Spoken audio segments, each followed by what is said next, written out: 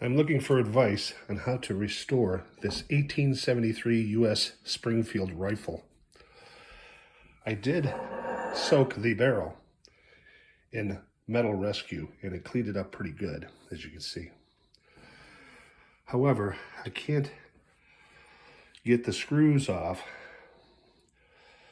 to take this apart, especially the stock, to soak the rest. As you can see, that's an 1873. It's upside down, sorry. But any help anyone can give me on what to use to get these screws out, and then what to use to restore this bad boy, would be very helpful.